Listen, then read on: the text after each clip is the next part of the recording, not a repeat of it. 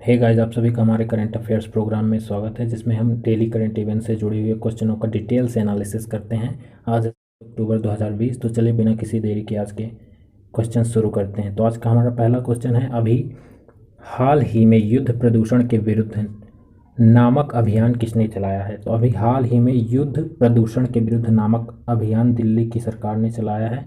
तो अभी आप जानते ही हैं कि विंटर आने वाली, मतलब सर्दियाँ आने वाली हैं। सर्दियों में दिल्ली की हवा काफ़ी प्रदूषित हो जाती है, क्योंकि यहाँ हरियाणा में स्टबल्स होती हैं, उनको जला दिया जाता है। और साथ ही साथ दिल्ली में कारों और फैक्ट्रियों की वजह से भी प्रदूषण होता है, जो कि सर्दियों में बैठ जाता है, क्योंकि सर्दियाँ होती हैं तो उसमें फॉग भी बन जाते हैं। इस वजह से वहाँ प्रदूषण की काफ़ी बुरी हालत हो जाते हैं। इसलिए अभी हाल ही में दिल्ली की सरकार ने प्रदूषण के विरुद्ध, युद्ध प्रदूषण के विरुद्ध नामक एक अभियान चलाया है।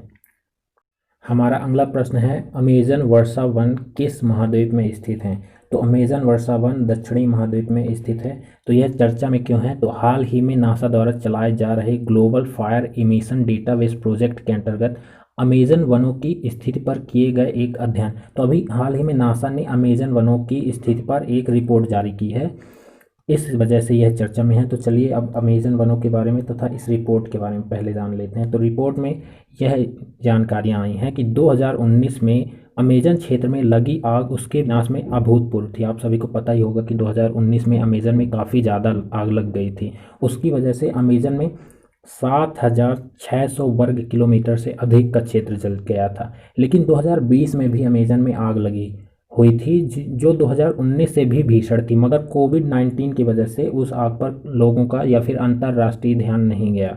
और अन्य निष्कर्षों की बात करें तो 1970 के बाद से 2019 तक अमेजन वन का 17% भाग स्पष्ट रूप से समाप्त हो गया है। इसका मतलब यह है कि अमेजन का यदि 100 भागों में बांटा जाए तो 17 भाग उसका खत्म हो चुका है 2070 से 2019 के बीच में।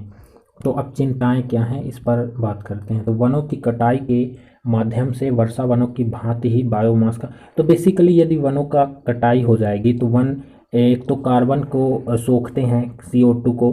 अब अगर वन ही नहीं रहेंगे तो वो जो CO2 को सोखने वाला नहीं रहेगा, और दूसरा जो वनों के अंदर जो CO2 है वह भी बाहर आ जाएगी। तो इस तरह से दोहरा नुकसान होगा। एक तो CO2 को अंदर लेने वाले, या फिर कार्बन कहें, कार्बन को अंदर लेने वाले नहीं रहेंगे, कार्बन सिंक नहीं रहेंगे जिसको कहते हैं। और दूसरा वे कार्बन सिंक जो अभी हैं वो भी किस में तब्दील हो जाएंगे? कार्बन ट्यूब में। मतलब वो खुद कार्बन को उत्सर्जित करने लगेंगे, क्योंकि आग लगने पर हम सभी को पता है कि कोयला अर्थात कार्बन निकलता है धुएं के रूप में।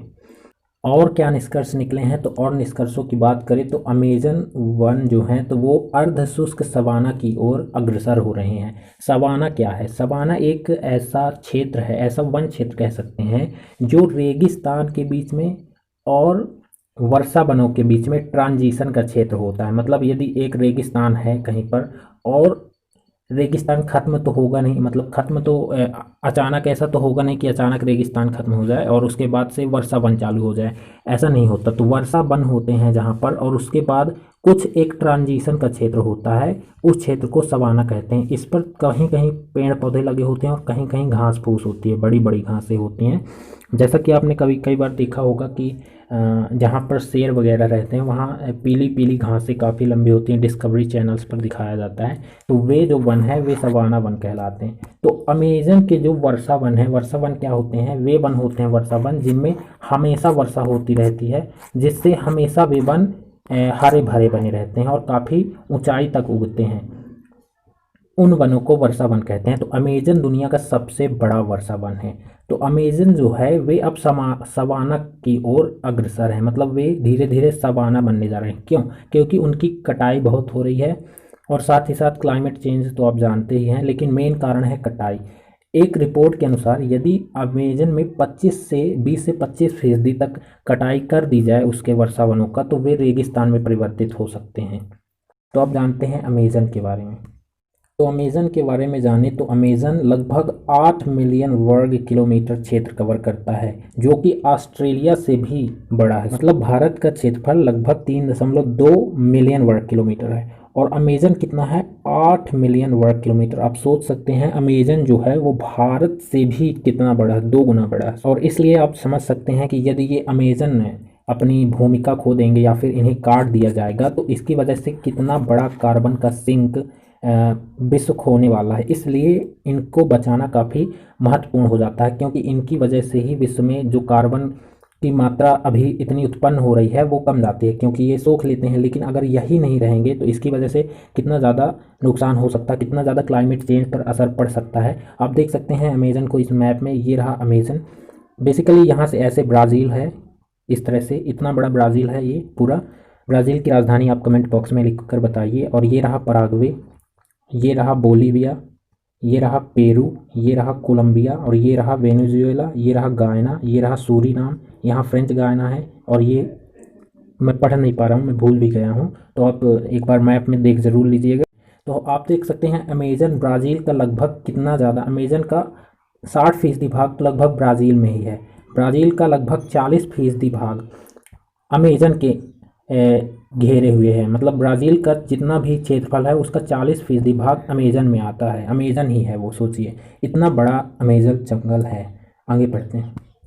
तो जैसा कि मैंने अभी बताया, अमेज़न एक उष्णकटिबंधीय जंगल है, यह मैं बताना भूल गया था। उष्णकटिबंधीय जंगल क्या होते हैं, जैसे ये हो गया इक्वेटर, इक्वेटर को बोलते हैं विषुवत रेखा, 0 डिग्री के पास होती है। और इनको जानते हैं आप, ये हैं ट्रॉपिक ऑफ कैंसर और ये है ट्रॉपिक ऑफ कैप्रिकॉन। ये दोनों 33-33 डिग्री पर स्थित होते हैं, ट्रॉपिक ऑफ कैंसर और ट्रॉपिक ऑफ कैप्रिकॉन, कर्क रेखा और मकर रेखा। तो इसके बीच जो भी भाग होता है इन्हें उष्णकटिबंध कहते हैं। तो इन क्षेत्रों में पाए जाने वाले वनों को उष्णकटिबंधीय वन कहते हैं। और यदि वे वर्षा वन हुए तो उसको बोल देंगे उष्णकटिबंधीय वर्षा वन। और यदि वे पर्णपाती वन हुए, मतलब किसी एक सीजन में अपने पत्तियां गिरा देते हैं, तो उनको बोलते हैं उष्णकटिबंधीय पर्णपाती वन। तो हमारा अगला क्वेश्चन है, हाल ही में आवास एवं शहरी मामलों के मंत्रालय ने किसके साथ समझौता किया है?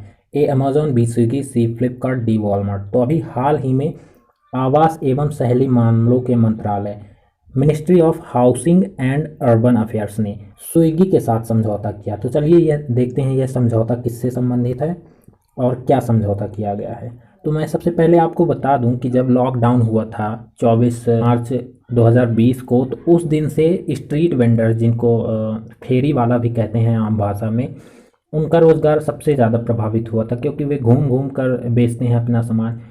इसलिए उनके लिए एक स्कीम लाई गई थी जिसको बोलते हैं पीएम स्वनिधि, प्रधानमंत्री street vendors Atmanirbhar Nidhi. M से पीएम प्रधानमंत्री, और एस से स्ट्रीट, वी से वेंडर, ए से आत्मनिर्भर और निधि से निधि। इस तरह की एक योजना लाई गई थी जिसके तहत प्रत्येक स्ट्रीट वेंडर जो कि 24 मार्च 2020 से पहले या फिर उस तारीख को फेरी करके बेचता था अपना सामान, उसको 10,000 रुपये तक का ऋण दिया जाएगा फ्री में। मतलब ऋण दिया जाएगा, ऋण तो उनको लौटाना ही पड़ेगा, मतलब ब्याज नहीं लगेगा। तो इसके योजना के तहत कुल 50 लाख लोगों को चिन्हित करना था, ऐसा उद्देश्य था इस योजना का। और यह योजना 2022 तक के लिए वैध थी। तो इस योजना के तहत अभी आवंटन स्वीकार किए गए हैं, कई लोगों को 10,000 रुपये आवंटित भी किया गया है। और इसके तहत अब जब पैसे आवंटित कर दिए गए हैं, तब भारत सरकार ने सोचा कि अभी कोविड-19 की वजह से इतना लाभ सभी को प्राप्त नहीं हुआ है, तो ये स्ट्रीट वेंडर्स कैसे सभी को जा कर अपना सामान बेचेंगे, क्योंकि कई जगह पर तो लॉकडाउन अभी भी छोटे स्तर पर लगे हुए हैं। तो भारत सरकार के आवास और शहरी मामलों के मंत्रालय ने स्विगी के साथ है, स्विगी आप जानते ही होंगे कि एक बहुत बड़ी फूड विक्रेता कंपनी है जो कि घर में फूड की डिलीवरी करती है। तो यह अगर स्ट्रीट वेंडर्स के साथ, जो ठेले में चाय बनाते हैं, चाट बनाते हैं, वगैरह वगैरह बनाते हैं, जैसे कि चाउमीन वगैरह हो गया, तो उनके लिए उनसे वह स्विगी लेगी उनका सामान जो भी वे बनाएंगी और वे घर पर पहुंचाएगी। इससे इनको घर नहीं जाना होगा, ये जो चाट वाले ठेले वाले होंगे। तो इस तरह से सरकार ने स्विगी के साथ समझौता किया है कि आप स्ट्रीट वेंडर्स के साथ समझौता करिए और आप उनसे फूड जो है वो बनाएंगे, वो लीजिए और घर में पहुंचाइए लोगों को। तो विन विन सिचुएशन दोनों के लिए रहेगी।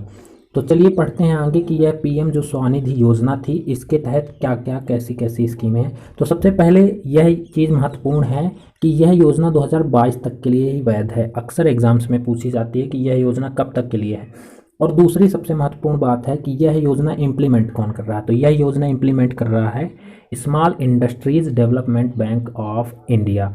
भारतीय लघु उद्योग विकास बैंक, इंग्लिश में भी आप इसको याद रखिएगा, small industries and development bank of India. Okay. और यह सूक्ष्म और लघु उद्यमों के लिए क्रेडिट फंड, जैसा कि मैंने बताया कि यह सूक्ष्म और लघु उद्योग के लिए क्रेडिट मुहैया कराने के लिए एक स्कीम थी, जिसके तहत 10-10 हज़ार रुपये का लोन स्वीकृत किया जाने की योजना थी। और इसके तहत हर व्यक्ति को जो 1 साल के अंदर अपना लोन वापस कर देगा, ये 10 हज़ार रुपये का लोन अगर वापस जमा कर देते हैं 1 साल के अंदर, तो उनके लिए 7% की सब्सिडी दी जाएगी, 7% ब्याज की सब्सिडी दी जाएगी। समझ लीजिए कि अगर किसी व्यक्ति को ब्याज 8% ब्याज पर मिला है लोन, तो उसको 7% सब्सिडी दे दी जाएगी और 1% लोन उसको खुद देना पड़ेगा। तो इस तरह से उनको कम ब्याज देना पड़ेगा। तो चलिए अब हमारा अगला क्वेश्चन है, इस माह के अंत में होने वाली FATF की बैठक में किस देश के ग्रे लिस्ट की स्थिति पर निर्णय लिया जाएगा। तो अभी FATF की इस माह के अंत में बैठक होने वाली है, तो इस बैठक में पाकिस्तान की ग्रे लिस्ट के संबंध में निर्णय लिया जाएगा कि पाकिस्तान को ग्रे लिस्ट में रखा जाए कि नहीं। तो बेसिकली FATF की एक लिस्ट है, एक ग्रे लिस्ट है और एक ब्लैक लिस्ट है, जिसमें यह देशों को शामिल करती है जो देश आतंकवादी गतिविधियों में लिप्त होते हैं या फिर उनको पनाह देते हैं। तो अभी पाकिस्तान को ग्रे लिस्ट में शामिल किया गया था 2018 से। तो अभी बैठक होने वाली है इस माह में, तो अब इसके ऊपर विचार किया जाएगा कि क्या पाकिस्तान को शामिल रखा जाए या फिर इसको ब्लैक लिस्ट का दर्जा दे दिया जाए या फिर इसको हटा दिया जाए। तो चलिए जानते हैं यह FATF है क्या और ये लिस्ट क्या है, ये ग्रे लिस्ट और ब्लैक लिस्ट। तो FATF के बारे में बात करें तो वित्तीय कार्यवाही कार्यबल, जिसको इंग्लिश में बोलेंगे फाइनेंशियल एक्शन टास्क फोर्स। मैं चाहूँगा कि आप इंग्लिश में ही इन सब के बारे में याद रखें, क्योंकि इंग्लिश की टर्म ज़्यादा महत्वपूर्ण होती है और हिंदी में काफ़ी कठिन भी होते हैं। आप इंग्लिश में भी किसी पेपर में लिख देंगे FATF तो वो ज़्यादा सही माना जाएगा, क्योंकि पढ़ने वाला व्यक्ति इंग्लिश टर्म से ज़्यादा परिचित होता है। तो FATF जो है वो G7 की पहल थी। तो ये G7 क्या है? तो G7 बेसिकली दुनिया की बड़ी और विकसित अर्थव्यवस्थाओं का एक समूह है, जिसमें 7 देश शामिल है, जिसमें एशिया के 1 देश, यूरोप के 4 देश और उत्तरी अमेरिका के 2 देश शामिल हैं। तो एशिया से जापान शामिल है, यूरोप से 4 देश कौन कौन से हैं? यूनाइटेड किंगडम, फ्रांस, जर्मनी और इटली। और उत्तरी अमेरिका से 2 देश हैं, यूनाइटेड स्टेट्स ऑफ अमेरिका और कनाडा। तो ये 7 देश बेसिकली मिलकर G7 बनाते हैं। और इसमें यदि एक और देश जोड़ दिया जाए जिसका नाम रसिया है तो G8 बनता है। और इन 8 देशों में अगर और बड़ी अर्थव्यवस्थाएं विश्व की कई जोड़ दी जाएं तो G20 बनता है, जिसमें भारत भी शामिल है तथा एक यूरोपीय यूनियन शामिल होता है, जिसमें यूरोप के कई विकसित देश शामिल होते हैं। तो आगे बात करें तो ये फाइनेंशियल एक्शन टास्क फोर्स क्या थी? तो financial action task force G7 देशों की पहल थी, जैसा कि मैंने अभी आपको G7 देशों का नाम बताया। तो इन सभी ने मिलकर financial action task force FATF का निर्माण कब किया था? 1989 में किया था। और यह एक अंतर सरकारी निकाय है, यह बात बहुत महत्वपूर्ण है, इसको आप याद रखना चाहिए आपको कि यह एक इंटर गवर्नमेंटल बॉडी है। एग्जाम्स में अवश्य पूछा जाता है कि यह निकाय क्या है, इंटर गवर्नमेंटल है कि यह एक साधारण निकाय है जिसमें गवर्नमेंट की कोई भागीदारी नहीं है? तो नहीं, ऐसा नहीं है, इसमें गवर्नमेंट की भागीदारी है। तो ये इस तरह की बातों को आपको अक्सर अच्छे से नोट करना चाहिए। और आगे बात करें तो यह जो फाइनेंशियल एक्शन टास्क फोर्स है, इसका सचिवालय पेरिस में स्थित है। पेरिस में कहाँ स्थित है? OECD कंट्रीज़ के हेडक्वार्टर में। OECD को कहते हैं organisation for economic cooperation and development. तो इसका जो मुख्यालय जहाँ पर है वहाँ पर भी फाइनेंशियल एक्शन टास्क फोर्स का मुख्यालय या फिर कहें सचिवालय स्थित है। तो बेसिकली इसका निर्माण क्यों किया गया था? तो फाइनेंशियल एक्शन टास्क फोर्स का मेन उद्देश्य उस समय जब इसका निर्माण किया गया था तो इसका मेन उद्देश्य था कि मनी लॉन्ड्रिंग को कम किया जाए। तो मनी लॉन्ड्रिंग क्या होती है? तो मनी लॉन्ड्रिंग आप सभी जानते ही होंगे कि बड़े बड़े लोग पैसा लेकर फ्रॉड कर देते हैं, तो वो सब मनी लॉन्ड्रिंग के अंतर्गत आता है।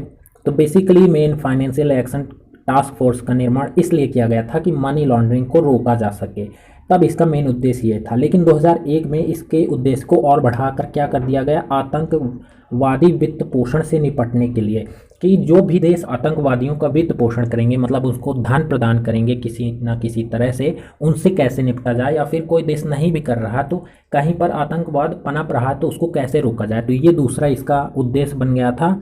और तीसरा उद्देश्य इसका यह है कि हथियारों के प्रसार को कैसे रोका जाए, जो विनाशकारी हथियार होते हैं, परमाणु हथियार या फिर उससे छोटे मिसाइल वगैरह होती हैं, उनको कैसे कर रोका जाए उनके प्रसार को। तो ये 3 उद्देश्य हैं, ये भी एग्जाम के दृष्टि से महत्वपूर्ण है। पहला उद्देश्य है मनी लॉन्ड्रिंग। क्या उद्देश्य है? मनी लॉन्ड्रिंग को कम करना। किसका उद्देश्य है? Financial action task force FATF का उद्देश्य है। दूसरा उद्देश्य है आतंकवादियों का वित्त पोषण को कम करना, और तीसरा उद्देश्य है सामूहिक विनाश के हथियारों के प्रसार को रोकना। तो चलिए अब संरचना की बात करें तो संरचना में FATF में कुल 37 सदस्य राष्ट्र हैं और 2 क्षेत्रीय संगठन शामिल हैं। 37 सदस्य राष्ट्रों में मैं आपको बता दूं इसमें भारत भी शामिल है। तो अक्सर एग्जाम में पूछ लिया जाता है कि क्या FATF में भारत शामिल है या नहीं, मतलब अमुक संगठन में भारत शामिल है या नहीं। तो FATF में तो शामिल ही है, और भी कई संगठनों में पूछ लिया जाता है। तो आपको हमेशा ये याद रखना चाहिए कि किसी संगठन में भारत शामिल है या नहीं। तो इसमें तो भारत शामिल है। तो अब आगे बात किया जाए कि ब्लैक सूची और ग्रे सूची क्या है। तो ब्लैक सूची और ग्रे सूची बेसिकली 2 सूचियां बनाई गई हैं FATF के द्वारा। तो जो भी देश आतंकवादियों के लिए हेवन के रूप में काम करते हैं, मतलब वहाँ आतंकवादियों को सीधे सीधे तो पनाह नहीं दी जाती, लेकिन गुप्त तरीके से आतंकवादियों को रखा जाता है, जैसे पाकिस्तान में, या फिर शंका होती है कि यह आतंकवादियों को पनाह देता है, उनको हथियार पहुंचाता है, उनको पैसों की सप्लाई करता है यह देश, तो उसको ग्रे लिस्ट में शामिल किया जाता है। ग्रे लिस्ट का मेन मकसद होता है कि उस देश को डराया जा सके कि हम तुमको ब्लैक लिस्ट में शामिल कर सकते हैं। ब्लैक लिस्ट में क्या कौन देश शामिल होते हैं? जो खुले तौर पर आतंकवादियों का समर्थन करते हैं, उनको पैसा देते हैं। तो पाकिस्तान को ग्रे लिस्ट में शामिल किया गया था। ब्लैक सूची में शामिल होने के घाटे क्या हैं, है ना, क्योंकि किसी को यदि धमकाया जाए कि हम तुम्हें ब्लैक लिस्ट में शामिल कर देंगे तो वो क्यों डरे। इसके लिए मेन समस्या यह है कि अगर किसी देश को ब्लैक लिस्ट में शामिल कर दिया जाता है तो उसको कहीं से भी लोन लेना काफ़ी मुश्किल हो जाता है और प्रतिबंधों का सामना करना पड़ता है, जैसे कि इस समय नॉर्थ कोरिया कर रहा कई प्रतिबंधों का सामना। तो वहाँ के लोगों को आप जानते ही होंगे कि काफ़ी गरीबी का सामना, काफ़ी भूखमरी का सामना करना पड़ता है। तो IMF से लोन लेना मुश्किल हो जाता है। IMF क्या है? International monetary fund. विश्व बैंक से लोन लेना मुश्किल हो जाता है। ADB से लोन लेना मुश्किल हो जाता है। ADB क्या है? Asian development bank. ये तीनों बैंक काफ़ी बड़े अंतर्राष्ट्रीय स्तर के बैंक हैं। तो इनसे सबसे पहले तो ये हमें प्रतिबंध ही लगा देते हैं कि इनके साथ कोई व्यापार नहीं करेगा सही तरीके से। दूसरा, ये लोग कभी ऋण नहीं देते हैं उस देश को। और तीसरा, अंतर्राष्ट्रीय व्यापार में कमी आती है। चौथा, बहिष्कार हो जाता है अभी सभी क्षेत्रों से। तो इस तरह से काफ़ी नुकसान होते हैं अगर किसी देश को ब्लैक लिस्ट में शामिल कर दिया जाए। तो अभी जो बैठक होने वाली है FATF की इस माह, तो उसमें विचार किया जाएगा कि क्या पाकिस्तान को इस लिस्ट में आगे रखा जाए ग्रे लिस्ट में, या फिर ग्रे लिस्ट से हटा दिया जाए, या फिर ब्लैक लिस्ट में रख दिया जाए। तो यह देखना काफ़ी महत्वपूर्ण होगा कि किस लिस्ट में उसको पाकिस्तान को रखा जाता है। तो अब हम अपने अगले क्वेश्चन पर चलते हैं। हमारा अगला क्वेश्चन है कि हाल ही में चिकित्सा के क्षेत्र में जो नोबेल पुरस्कार दिए गए हैं वो किस वायरस की खोज के लिए दिए गए हैं। तो जो अभी हाल ही में चिकित्सा के क्षेत्र में नोबेल पुरस्कार दिए गए हैं वो हेपेटाइटिस C के वायरस की खोज में दिए गए हैं। तो यह हेपेटाइटिस C, सबसे पहले तो आप नाम जान लीजिए कि किन किन वैज्ञानिकों को नोबेल पुरस्कार दिया गया है। तो अभी Harvey J Alter, Charles M Rice और ब्रिटिश वैज्ञानिक माइकल हॉर्टन को संयुक्त रूप से नोबेल पुरस्कार दिया गया है चिकित्सा के क्षेत्र में। चिकित्सा के क्षेत्र में सबसे पहले नोबेल पुरस्कारों की घोषणा की जाती है, फिर उसके बाद भौतिकी और अन्य नोबेल पुरस्कारों की घोषणा की जाती है। हमेशा से चिकित्सा में सबसे पहले नोबेल पुरस्कार घोषित कर दिए जाते हैं। तो चलिए उनके योगदान के बारे में जान लेते हैं कि मेन यह वायरस है क्या, है ना। तो अभी इन तीनों वैज्ञानिकों के कार्य से रक्त जनित हेपेटाइटिस के एक प्रमुख स्रोत को समझने में सहायता मिली थी। इस कारण इनको नोबेल पुरस्कार दिया गया है। बेसिकली जो हेपेटाइटिस रोग है वह 5 प्रकार के होते हैं, A, B, C, D और E। तो जो ये हेपेटाइटिस A और B वायरस से होते हैं उनको हेपेटाइटिस A और B रोग कहते हैं। तो चूंकि जब हेपेटाइटिस C जब तक हमको नहीं पता था तो हमें यह नहीं पता चलता था कि यह क्यों हो रहा है यह रोग। तो जो हेपेटाइटिस A और B से नहीं समझाया जा सका था वह हेपेटाइटिस C वायरस द्वारा समझाया गया है। इस कारण इन लोगों को नोबेल पुरस्कार दिया गया है। उनकी खोज के कारण ही वायरस का अत्यधिक संवेदनशील रक्त परीक्षण अब उपलब्ध हो पाया है, जिससे विश्व के अनेक भागों में पोस्ट ट्रांसफ्यूजन हेपेटाइटिस को समाप्त किया जाना एवं वैश्विक स्वास्थ्य में सुधार संभव हुआ है।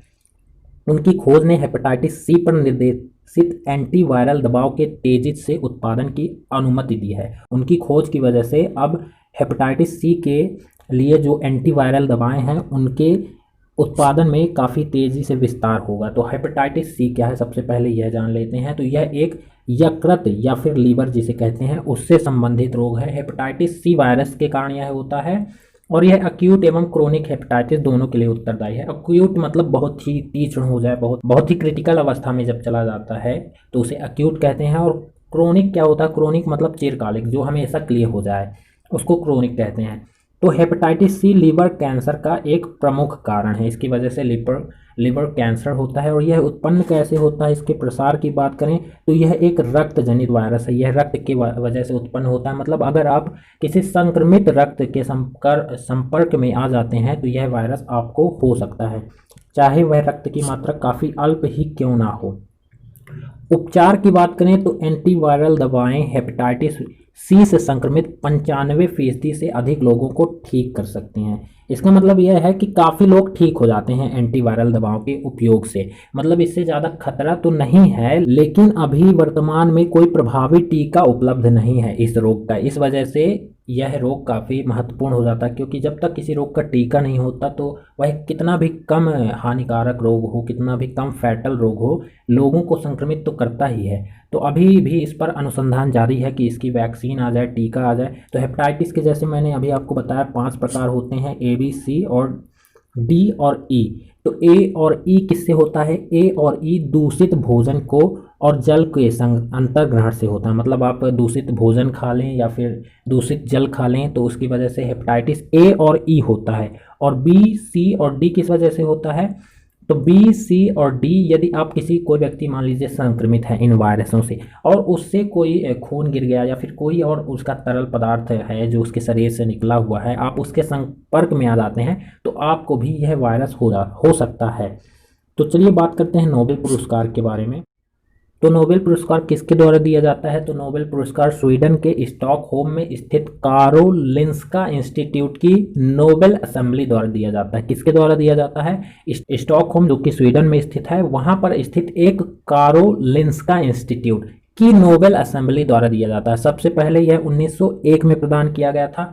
और आप जानते ही होंगे कि नोबेल पुरस्कार किनके नाम पर दिया जाता है। अल्फ्रेड नोबेल जो कि बहुत बड़े आविष्कारक थे, वो अपनी मृत्यु पर अपनी काफ़ी सारी संपत्ति छोड़ गए थे, तो उनकी संपत्ति पर से हर वर्ष 10 मिलियन स्वीडिश क्रोनर, जो कि लगभग 1 मिलियन और 118,000 डॉलर है, जिसको अगर रुपए में आप कन्वर्ट करेंगे तो वो लगभग 8 करोड़ रुपए आता है, 8 करोड़ 20 लाख रुपए होता है। इतनी राशि प्रदान की जाती है और साथ ही एक स्वर्ण पदक भी प्रदान किया जाता है नोबेल पुरस्कार में। काफ़ी, यदि आप जानते हैं कि 3 लोग जैसे चुने गए हैं इस बार, यदि ज़्यादा लोग चुन लिए जाते हैं तो इस राशि को उनमें डिवाइड किया जाता है। ये नहीं कि सभी को 8-8 करोड़ रुपए प्रदान कर दिए जाएंगे, नहीं, उतनी राशि डिवाइड की जाएगी जितनी लोग उस पुरस्कार के लिए चुने गए हैं। तो आज के लिए बस इतना ही। आशा करता हूँ कि आपको ये वीडियो पसंद आया हो, और यदि वीडियो आपको अच्छा लगा तो लाइक करिए, कमेंट करिए, शेयर करिए, और तब तक के लिए धन्यवाद।